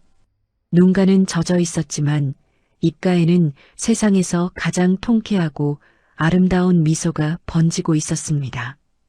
결혼식 폭로가 세상을 뒤흔든 다음 날 아침, 태희는 이사장실 소파에 앉아 텔레비전 뉴스를 보고 있었습니다. 화면마다 수갑을 찬 서도국과 채에라의 비참한 모습이 쉴 새 없이 쏟아지고 있었습니다. 태희가 이제 끝났다는 생각에 리모컨을 들려는 순간 최 실장이 문을 박차고 들어왔습니다. 이사장님, 큰일 났습니다. 지금 뉴스 보고 있을 때가 아닙니다. 태희가 리모컨을 내려놓으며 눈을 가늘게 떴습니다. 최 실장답지 않게 왜 이리 서둘러요? 무슨 일인데 그래요? 병원 주거래 은행에서 방금 연락이 왔습니다. 빌려준 대출금 몽땅, 지금 당장 갚으라고 통보가 내려왔습니다. 태희가 자리에서 벌떡 일어났습니다. 당장 갚으라고요? 갑자기 그게 무슨 마른 하늘의 날벼락 같은 소리예요. 누가 뒤에서 조종하는 게 분명해. 확인해 보니 채에라 뒤에 있던 메디아보다 더 무서운 그림자 위원회라는 놈들이 움직였답니다. 그것뿐만이 아닙니다. 병원에 약품 대주던 업체들도 오늘부터 물건 못 준다고 싹 다 돌아섰습니다. 태희가 입술을 깨물며 창밖을 매섭게 노려보았습니다. 채에라랑 그 아비만 잡으면 끝인 줄 알았더니 그 위에 구렁이가 더 있었네. 약이 끊기면 우리 병원 입원 환자들은 어쩌라고. 태희가 다급하게 아버지 강승조 회장에게 전화를 걸었습니다. 아빠, 나야. 상황이 너무 안 좋아. 적들이 병원 숨통을 죄고 있어. 전화기 너머 강 회장의 목소리도 평소보다 무거웠습니다. 나도 방금 들었다. 그 그림자 위원회라는 놈들이 아주 악질이야. 내 딸을 건드린 놈들이 보복을 시작했어. 아빠, 환자들 약이 이틀이면 바닥나. 어떻게든 약 좀 구해줘. 응? 걱정 말거라. 내가 해외 인맥 다 동원해서 약품 공수해 올 테니 하루만 버텨라. 내 새끼 눈에서 눈물 나게 안 한다. 전화를 끊은 태희가 최 실장에게 단호하게 말했습니다. 최 실장, 내 개인 통장에 있는 돈 싹 다 찾으세요. 내 집을 팔아서라도 해외에서 약 직접 들여올 거니까. 이사장님, 개인 재산까지 다 쓰시면 나중에 어쩌시려고요. 돈이 문제야? 환자 목숨이 먼저지. 돈은 나중에 벌면 돼.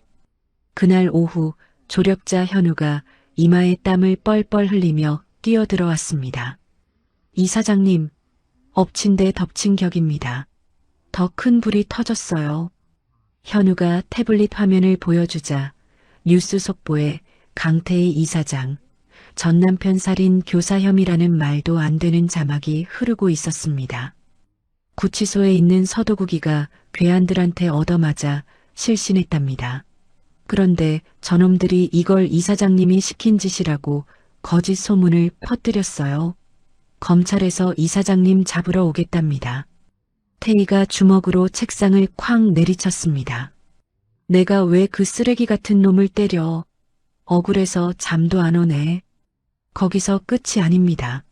위원회 놈들이 회장님 옛날 장부까지 가짜로 만들어서 살인 은닉죄로 엮으려고 한답니다. 회장님까지 잡혀가면 우리 자금줄은 완전히 끊기는 거예요. 태희의 얼굴이 순간 핏기 하나 없이 하얗게 질렸습니다. 나도 모자라 우리 아빠까지. 저놈들이 아주 작정을 했구나.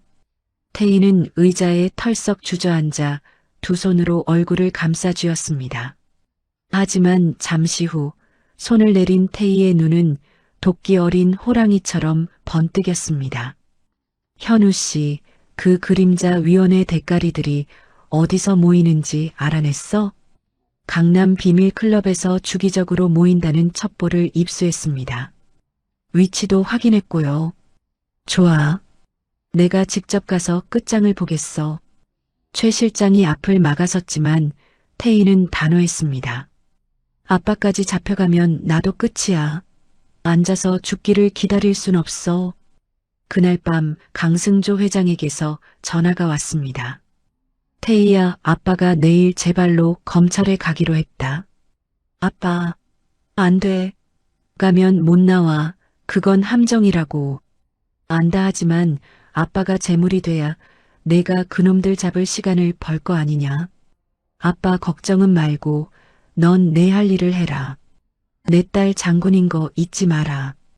태희는 수화기를 쥔 채 한참을 소리 없이 울었습니다. 하지만 이내 눈물을 닦고 독한 마음을 먹었습니다. 다음 날 새벽 태희는 현우와 함께 강남 뒷골목의 비밀 클럽으로 향했습니다. 현우 씨, 내 옷에 송신기 달았지? 내가 들어가면 안에서 하는 말 싹 다 전 세계에 방송해버려. 걱정 마십시오. 버튼만 누르면 지구 반대편 사람들도 다 보게 만들겠습니다. 태희는 차가운 지하 계단을 내려가 검은 문을 열었습니다. 안에는 번드르르한 양복을 입은 노인네 5명이 거만하게 앉아 있었습니다. 가운데 앉은 깡마른 영감이 태희를 보며 징그럽게 웃었습니다. 강태혜 씨, 제 발로 사자굴에 들어오다니 담력이 대단하구먼. 태희가 빈 의자에 삐딱하게 앉으며 쏘아붙였습니다. 당신들이 우리 아빠까지 건드렸는데 내가 가만히 있겠어? 좋게 말할 때 우리 아빠 내보내. 영감이 입꼬리를 비열하게 올렸습니다. 병원을 우리한테 넘겨. 그러면 내 아비는 무사히 내보내주지. 아주 간단한 거래 아니냐? 태희가 다리를 꼬며 영감의 눈을 똑바로 노려보았습니다. 그런데 어쩌나? 지금 이 대화 전 세계 사람들이 생중계로 다 보고 있는데 당신들 이제 끝났어. 태희가 외투 안쪽의 송신기를 보여주자 영감의 얼굴이 순식간에 일그러졌습니다. 이런 발칙한 년, 당장 전연 잡아. 태희는 지체 없이 몸을 돌려 계단을 뛰어 올라갔습니다. 뒤에서 유리잔 깨지는 소리와 고함이 들려왔습니다. 겨우 밖으로 나와 기다리던 현우의 차에 올라탔습니다. 현우 씨, 빨리 가. 놈들이 쫓아와. 검은 차 2대가 무서운 속도로 따라붙었습니다. 현우가 비명을 지르며 핸들을 꺾었습니다. 차체가 심하게 흔들리고 타이어 타는 냄새가 진동했습니다. 송출은 성공했습니다.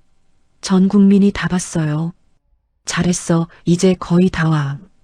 태희가 말을 마치기도 전에 교차로 옆에서 커다란 트럭이 경적을 울리며 달려들었습니다. 현우가 비명을 지르며 핸들을 급히 틀었지만 차는 가로등을 정면으로 들이받고 멈춰 섰습니다. 콱광 하는 굉음과 함께 태희의 머리가 앞좌석에 세게 부딪혔습니다. 눈앞이 깜깜해지고 정신이 아득해졌습니다. 이마에서 피를 흘리던 현우가 뒷좌석을 보며 절규했습니다. 이사장님, 태희 누나, 정신 차려보세요. 하지만 태희는 대답 없이 축 늘어져 있었습니다. 현우가 벌벌 떠는 손으로 강 회장에게 전화를 걸었습니다. 회장님, 태희 누님이 사고가 났습니다. 빨리 사람 좀 보내주십시오. 수화기 너머로 강 회장의 가슴 찢어지는 비명이 터져 나왔습니다. 내 딸이? 태희가 어디냐? 거기가 어디냐고. 태희가 천천히 눈을 떴습니다. 눈앞에 환한 하얀 천장이 보였습니다. 코끝에는 병원 특유의 톡 쏘는 소독약 냄새가 스쳤습니다. 태희가 고개를 돌리자 침대 옆에 넋이 나간 표정으로 앉아있는 강승조 회장이 보였습니다. 회장의 눈은 핏발이 서고 퉁퉁 부어 있었습니다. 딸이 깨어나기만을 기다리며 밤을 꼬박 새운 얼굴이었습니다. 아빠, 강 회장이 태희의 손을 으스러지도록 꽉 잡았습니다. 태희야, 깨어났구나. 이 아비 심장이 다 녹아내리는 줄 알았다. 정말 고맙다, 살아나줘서. 태희가 몸을 일으키려 하자 이마에서 찢어지는 듯한 통증이 밀려왔습니다. 만져보니 두툼한 붕대가 감겨 있었습니다. 현우 씨는요? 현우 씨는 무사해요? 옆 병실에 누워 있다. 이마를 좀 꿰맸지만 생명에는 지장 없으니 걱정 말거라. 태희가 침대 난간을 짚고 억지로 상체를 일으켰습니다. 아빠, 검찰 조사는 어떻게 됐어? 아빠 붙잡아 두려고 저놈들이 수를 쓴 거잖아. 이 강승조가 그렇게 호락호락하게 당할 것 같으냐? 증거 불충분으로 당당하게 걸어 나왔다. 저놈들이 내 딸을 건드린 죄 뼈저리게 느끼게 해줄 거다. 태희가 안도의 한숨을 내쉬며 물었습니다. 클럽에서 내보낸 방송은요? 사람들이 다 봤대요? 보고 말고. 뉴스마다 그림자 위원회인가 뭔가 하는 놈들 이야기로 온 나라가 뒤집어졌다. 검찰에서도 특별수사본부인지 뭔지를 꾸려서 쥐 잡듯 잡고 있다더라. 태희가 그 말을 듣자마자 이불을 걷어내고 침대 밖으로 발을 내디뎠습니다. 아빠, 나 지금 당장 병원으로 가야 해. 강 회장이 깜짝 놀라 태희의 어깨를 꽉 붙잡았습니다. 이 몸을 하고 어딜 가겠다는 게냐? 하루만 더 쉬어라, 제발. 안 돼, 아빠. 환자들이 약이 없어서 고생하고 있잖아. 약품 들어오는 건 어떻게 됐어? 오늘 오후면 도착한다. 내가 안 가도 최 실장이 다 알아서 할 거다. 태희가 아버지의 거친 손을 가만히 맞잡았습니다. 아빠, 이사장이 자리를 비우면 직원들도 환자들도 불안해해. 내가 직접 가서 중심을 잡아야 저놈들한테 안 밀려. 보내줘, 응? 강 회장이 딸의 단호한 눈빛을 한참 들여다보다가 결국 손을 놓았습니다. 오냐, 고집쟁이 장군님을 내가 어떻게 말리겠냐. 대신 경호원 놈들 6명 딱 붙여서 가라. 태희는 이마의 붕대를 만지작거리며 비틀비틀 일어섰습니다. 옷을 갈아입고 병원 로비에 들어서자 기다리고 있던 간호사들과 직원들이 일제히 박수를 치며 환호했습니다. 수간호사가 눈물을 글썽이며 달려왔습니다. 이사장님, 몸은 좀 어떠세요? 뉴스 보고 저희 다 가슴이 철렁했습니다. 태희가 붕대 감은 이마를 가리키며 씩씩하게 웃었습니다. 이 정도면 훈장이지요, 뭐. 걱정 마세요. 약품 곧 도착합니다. 조금만 더 힘냅시다. 수간호사가 고개를 깊게 숙이며 대답했습니다. 네, 이사장님 계시니까 저희도 끝까지 병원 지키겠습니다.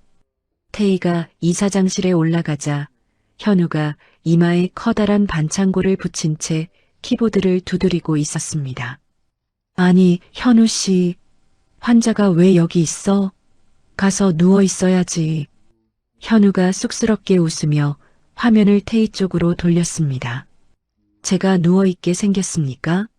클럽 영상 터진 뒤로 저 그림자 위원회 영감탱이들끼리 서로 내 탓이네, 내 탓이네 하며 물고 뜯고 난리가 났습니다. 아주 구경거리예요. 그 대가리는? 수장은 어떻게 됐어? 그 영감, 오늘 밤에 해외로 도망가려고 비행기 표 끊어놨더라고요. 짐 싸느라 바쁠 겁니다. 태희가 의자에 깊숙이 앉으며 서늘하게 말했습니다. 공항 게이트에서 딱 잡아채야지. 검찰 쪽에 연락은 했어? 강 회장님 라인 통해서 벌써 다 깔아놨습니다. 공항이 개미 한 마리 못 빠져나가게 수사관들로 꽉 찼을 겁니다. 태희가 고개를 끄덕이는데 현우가 조심스럽게 입을 뗐습니다. 참, 구치소에 있는 서도국이가 이사장님 면회를 간절히 원하고 있습니다. 위원회 놈들이 자기를 죽이려 한다고 살려주면 비밀 금고 암호를 넘기겠다네요. 태희의 눈이 가늘어졌습니다. 그놈이 위원회 금고 암호를 알아? 채에라가 술에 떡이 돼서 서도국한테 떠벌린 적이 있답니다. 비자금이 몽땅 들어있는 금고라는데 그거 열면 저놈들 숨통 끊는 건 일도 아니죠. 태희는 지체 없이 구치소로 향했습니다. 유리 너머로 나타난 도국은 얼굴이 멍투성이에 엉망진창이었습니다. 위원회 놈들이 보낸 괴한들에게 실컷 얻어맞은 모양이었습니다. 도국이 태희를 보자마자 유리에 매달리듯 입을 열었습니다. 태희야, 와줬구나. 살려줘. 저놈들이 나를 여기서 죽이려고 해. 살려달라는 소리는 이제 지겹네. 할 말이나 빨리 해. 도국이 사시나무 떨듯 떨며 숫자를 읊었습니다. 채에라가 예전에 불러준 위원회 비밀 계좌랑 금고 암호야. 이걸 줄 테니 제발 나 좀 살려줘. 저놈들이 무너져야 내가 살아. 태희는 유리 아래 틈으로 메모지를 밀어 넣었습니다. 도국은 제 살 길을 찾으려는 듯 필사적으로 숫자를 적어 내려갔습니다. 태희는 그 메모지를 접어 주머니에 넣고 차갑게 일어섰습니다. 서도국, 이걸로 내 죄가 씻어질 거라 생각하지 마. 평생 속죄하면서 살아. 그날 밤 이사장실에서 현우의 손가락이 춤을 추듯 움직였습니다. 태희는 그 옆에서 숨을 죽이고 화면을 지켜보았습니다. 열렸습니다. 세상에 잔액이 3천억입니다. 3천억. 태희가 입을 벌린 채 화면을 보았습니다. 3천억 저 피 같은 돈을 다 긁어 모았단 말이지? 이사장님, 이 돈 어떻게 할까요? 이사장님 계좌로 옮길까요? 태희가 단호하게 고개를 저었습니다. 아니, 그 더러운 돈 내가 가져서 뭐해? 전액 다 기부해버려. 유니세프 같은 데 보내서 전 세계 불쌍한 아이들 밥이나 먹게 해줘. 저놈들 피눈물 나게 해. 현우가 눈을 동그랗게 떴지만 이내 통쾌한 듯 키보드를 두드렸습니다. 알겠습니다. 10원 한 장 남기지 않고 싹 다 보내버립니다. 잠시 뒤 화면에 이체 완료라는 글자가 뜨고 잔액이 0원으로 바뀌었습니다. 같은 시각 공항 출국장에서 여권을 내밀던 위원회 수장의 양팔을 수사관들이 낚아챘습니다. 당신을 뇌물수수 및 살인 교사 혐의로 체포합니다. 수갑 채워. 수장이 발악하며 소리를 질렀지만 돌아오는 건 차가운 쇠고랑 소리뿐이었습니다. 태희는 이사장실 텔레비전 속에서 수장이 끌려가는 모습을 묵묵히 지켜보았습니다. 현우가 옆에서 한마디 거들었습니다. 이제 저놈들 돈도 없고 백도 없어서 감옥에서 평생 못 나오겠네요. 태희가 창가로 다가가 강남의 화려한 불빛을 내려다보았습니다. 그래 하지만 아직 재판이 남았어. 저놈들이 법의 심판을 받는 것까지 내 눈으로 똑똑히 봐야지. 그래야 다 끝나는 거야. 석 달 뒤 서울중앙지방법원 대법정은 발 디딜 틈도 없이 사람들로 꽉 들어찼습니다. 방청석에는 취재진과 구경 나온 시민들이 빈자리 하나 없이 빽빽하게 앉아 숨을 죽이고 있었습니다. 태희는 증인석 옆 의자에 꼿꼿이 앉아 정면을 응시했습니다. 피고인석에는 서도국이 수갑을 찬 채 앉아 있었습니다. 석 달 전에 번드르르한 의사 모습은 온데간데였고 볼은 해골처럼 푹 꺼져 눈 밑에 시커먼 그늘이 드리워져 있었습니다. 그 옆에는 채에라가 앉아 있었는데 스트레스로 머리카락이 듬성듬성 빠져 흉한 몰골이었습니다. 입술은 가뭄난 논바닥처럼 바짝 말라 갈라져 있었습니다. 재판장이 엄숙한 목소리로 판결문을 읽기 시작했습니다. 피고인 서도국, 의료법 위반, 사문서 위조, 마약류 관리법 위반, 그리고 보험 사기 혐의에 대해 최종 판결을 내리겠습니다. 도국은 죄인처럼 고개를 푹 떨구고 어깨를 사시나무 떨듯 떨었습니다. 피고인 서도국에게 징역 25년을 선고합니다. 방청석에서 아이고 쌤통이다 하는 웅성거림이 터져 나왔습니다. 도국이 넉나간 눈으로 태희를 바라보며 입을 벙긋거렸지만 목소리는 나오지 않았습니다. 재판장의 시선이 채에라에게 향했습니다.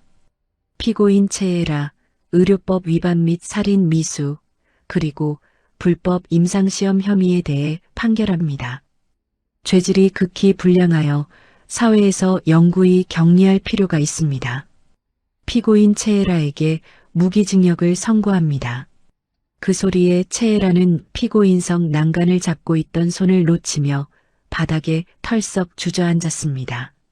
아니야, 그럴 리 없어. 우리 아빠가 국회의원인데 누가 나를 가둬. 이거나. 채에라가 바닥을 치며 짐승처럼 울부짖었지만 교도관들이 짐짝 치우듯 예라의 양팔을 잡아 끌어냈습니다. 뒤이어 채 의원에게도 징역 20년과 전 재산 몰수라는 불호령이 떨어졌습니다. 한때 기세등등하던 채 의원도 고개를 푹 숙인 채 수사관들에게 끌려나갔습니다. 태희는 증인석에서 일어나 천천히 법정 밖으로 걸어 나왔습니다.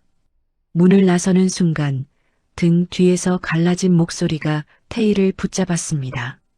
태희야, 태희야. 서도국이었습니다. 태희는 멈춰 섰지만 결코 뒤돌아보지 않았습니다. 미안해, 내가 정말 미안해, 내가 미쳤었나 봐. 도국의 울음 섞인 사죄가 복도에 울려 퍼졌지만 태희는 다시 힘차게 발걸음을 옮겼습니다. 법정 문이 무겁게 닫혔고 그것으로 그들과의 인연도 영원히 닫혔습니다. 법원 밖으로 나오자 수많은 기자가 마이크를 내밀었습니다. 태희가 카메라를 똑바로 응시하며 말했습니다. 나쁜 짓을 하면 반드시 벌을 받는다는 걸 보여주고 싶었습니다. 억울한 환자분들과 유가족들께 다시 한번 사죄드리며 앞으로는 사람 목숨 귀하게 여기는 정직한 병원을 만들겠습니다. 태희는 취재진을 빠져나와 아버지가 기다리는 차에 올랐습니다. 강승조 회장이 딸의 손을 꽉 잡았습니다. 고생했다, 내 새끼. 이제 정말 다 끝났구나. 응, 아빠. 이제야 다 끝났어. 속이 다 시원해. 1년이라는 시간이 흘렀습니다. 강남 테헤란로 한복판에 있던 병원 간판은 태희 의료재단이라는 새 이름으로 눈부시게 빛나고 있었습니다. 태희는 이제 화려한 명품 대신 편안한 옷차림으로 로비를 걸었습니다. 한쪽 벽에는 사람의 목숨은 돈으로 살 수 없다는 글귀가 새겨진 돌판이 든든하게 박혀 있었습니다. 수간호사가 웃으며 태희에게 다가와 서류를 내밀었습니다. 이사장님, 이번 달에도 무료 진료 신청이 구름처럼 몰려왔습니다. 벌써 300건이 넘네요. 태희가 서류를 꼼꼼히 살피며 대답했습니다. 좋은 일이네요. 단 한 명도 돌려보내지 말고 다 받아주세요. 우리 병원 문턱은 누구에게나 낮아야 하니까요. 이사장실로 돌아오자 책상 위에 편지 꾸러미가 수북했습니다. 최 실장이 눈살을 찌푸리며 말했습니다. 서도국이가 교도소에서 보낸 편지들입니다. 이번 달에만 20통이 넘는데 어쩔까요? 태희는 편지를 뜯어보지도 않고 통째로 쓰레기통에 처박았습니다. 앞으로는 내 책상에 올리지 마세요. 종이가 아깝네요. 그때 조력자 현우가 말쑥한 셔츠 차림으로 들어왔습니다. 이사장님, 보안 점검 끝냈습니다. 참, 뉴스 보셨습니까? 채에라가 교도소 정신병동으로 옮겨졌다네요. 면회 오는 사람만 보면 자기가 병원장이라고 인사하라고 소리를 지른답니다. 쯧쯧.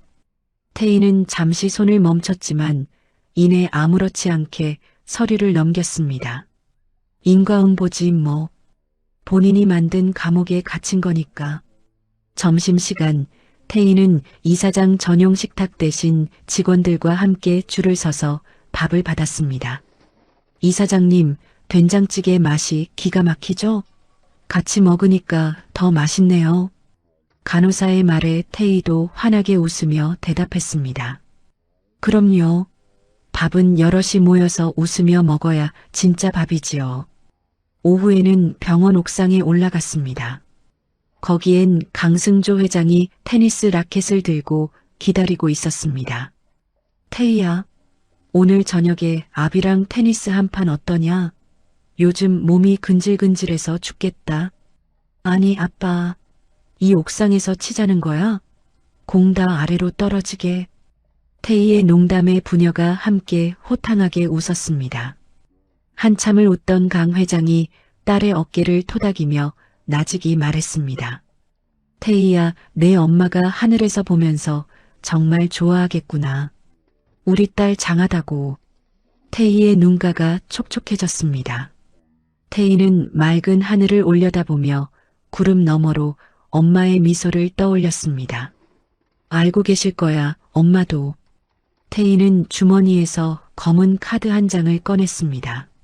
아버지가 처음 만들어준 세상 무엇이든 살 수 있다던 그 위세 당당한 카드였습니다. 태희는 그 카드를 양손으로 꽉 쥐고 단번에 뽀득 부러뜨렸습니다. 그러고는 옥상 쓰레기통에 미련 없이 던져 넣었습니다. 왜 아깝게 그걸 부러뜨리냐? 이제 이런 돈에 힘 말고 진짜 내 마음으로 사람들 앞에 서고 싶어서 그래. 그게 진짜 행복인 것 같아, 아빠. 강 회장이 대견한 듯 딸의 어깨를 감싸 안았습니다. 노을이 지는 테헤란로를 내려다보며 태희는 깊은 숨을 들이마셨습니다. 퇴근하는 직원들의 웃음소리가 바람을 타고 옥상까지 들려왔습니다. 태희는 가벼운 발걸음으로 계단을 내려왔습니다. 병원 정문을 나서는 태희의 얼굴 위로 따스한 노을빛이 내려앉으며 그녀의 새로운 인생을 축복하듯 환하게 빛나고 있었습니다. 태희는 10년이라는 긴 시간을 바쳤습니다. 사랑하는 사람을 위해 자신의 모든 것을 내려놓았습니다. 돌아온 것은 배신이었고 모욕이었습니다. 하지만 태희는 무너지지 않았습니다. 바닥에 쓰러진 그 자리에서 다시 일어섰습니다. 복수는 끝이 아니었습니다. 태희가 진짜 되찾은 것은 병원도, 돈도, 권력도 아니었습니다. 자기 자신이었습니다. 누군가의 아내로, 누군가의 며느리로 숨죽이며 살았던 여자가 마침내 자기 이름으로 세상 앞에 선 것입니다. 사람은 누구나 한 번쯤 깊은 상처를 받습니다. 믿었던 사람에게 버림받기도 하고 억울하게 무릎을 꿇기도 합니다. 그 순간이 끝이라고 생각할 수 있습니다. 하지만 태희가 보여주었습니다. 끝이라고 생각한 그 자리가 새로운 시작이 될 수 있다는 것을. 테헤란로의 노을 아래 걸어 나가는 태희의 뒷모습으로 이 이야기는 끝을 맺습니다. 여러분의 삶에도 다시 일어설 수 있는 용기가 함께하기를 바랍니다. 이야기를 끝까지 들어주신 분이 계시다면 잘 들었다고 댓글 하나만 남겨주세요. 감사합니다.